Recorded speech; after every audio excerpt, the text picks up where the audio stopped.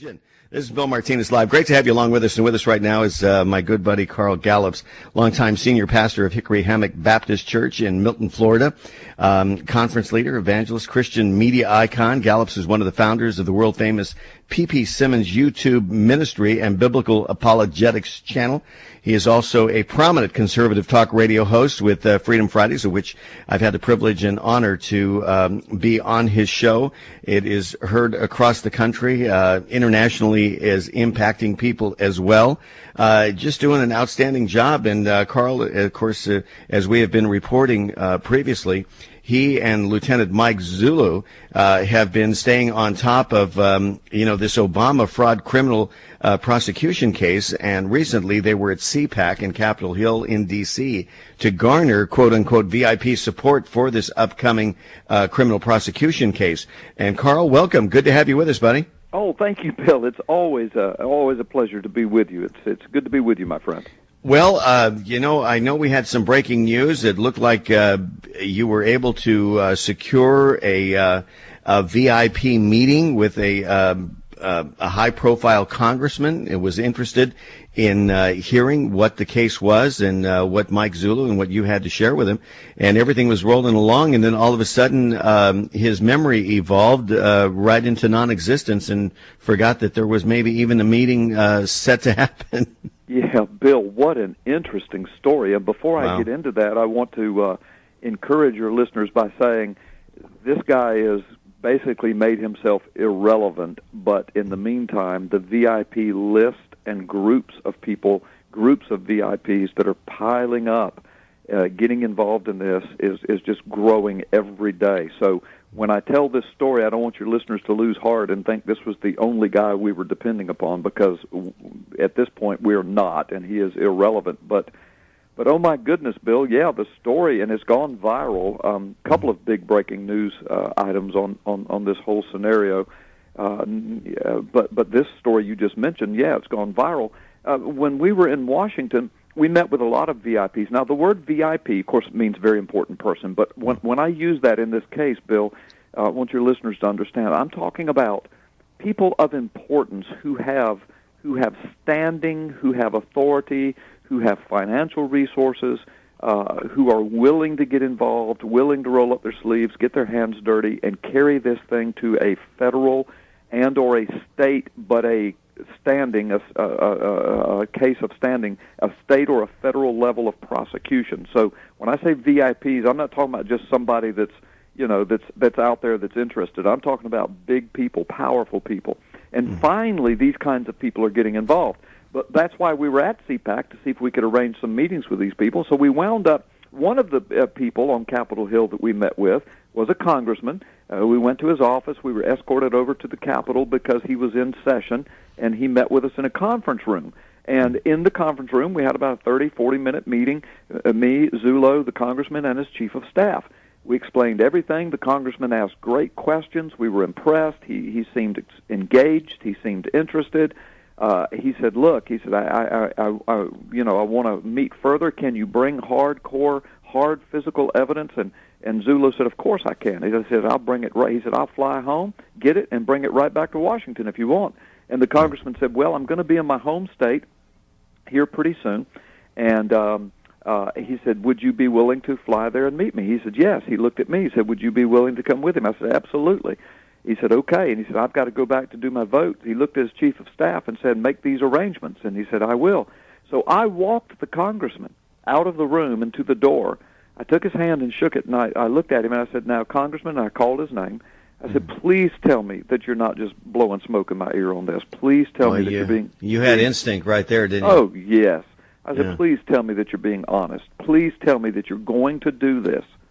And he said, "Carl, we're good to go." And he said it again, "We're good to go, Carl." I said, "Okay." I said, "I'm counting on this now." So we went home. In the meantime, I made telephone contact with his booking secretary. I made email contact with his booking secretary. I made email contact with his chief of staff. And we made all the arrangements, making it clear that Lieutenant Zulo was coming. He was bringing the evidence.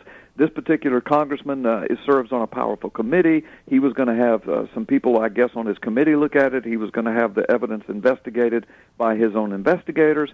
Zulo had already agreed to all of that. We're making all the arrangements. Zullo buys all of his plane tickets, his motel room, his automobile. I made my travel arrangements. Zullo had to come the furthest. He was coming from Arizona.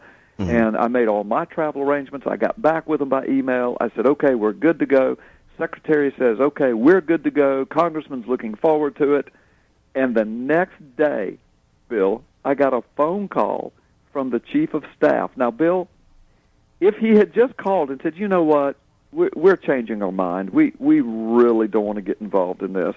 Right. At that point, I would have been very disappointed, but I would have probably never said a public word about it because that's his prerogative. I mean, I can't make a congressman do something, and I don't want to strong-arm a congressman into anything. Right. I would have probably just gone away with my tail between my legs and hunched my shoulders, been disappointed, and walked away. But that's not what he did, Bill. No. He called me up, and he said, this meeting between you and Zullo and the congressman is not going to happen.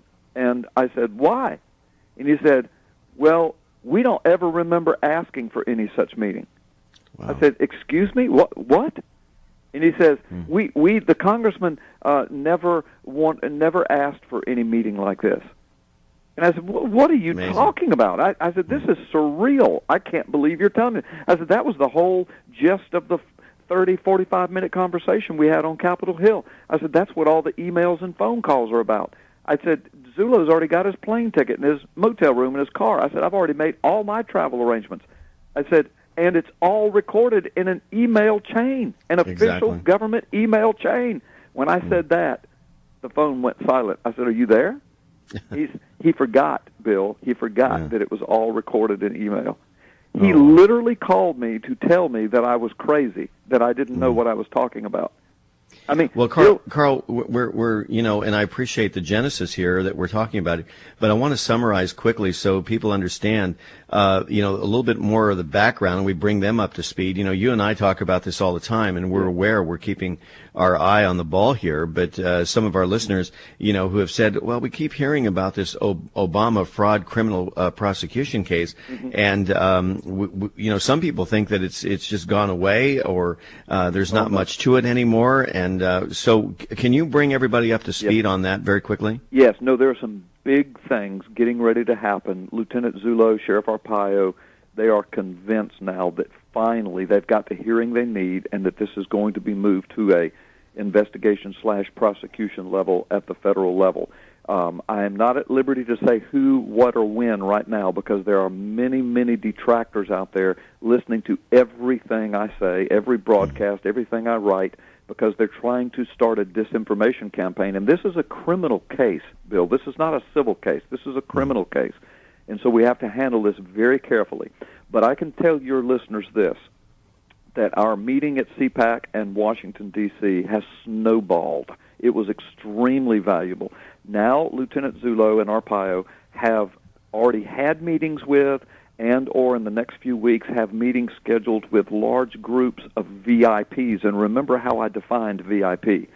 And very important people, very powerful people at the federal level and state level, several different states, people with financial backing, people with standing, constitutional authority and standing to get this thing moved forward at a criminal prosecution level.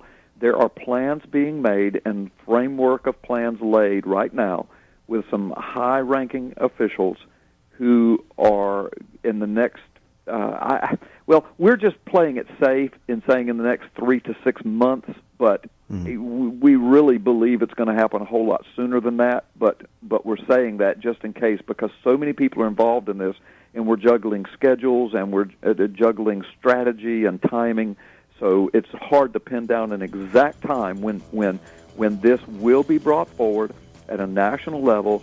You will see it in the media. It will become big, and this thing is moving forward.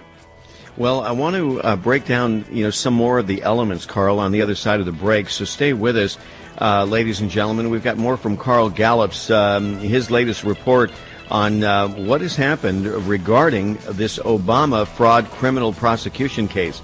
More coming up right here on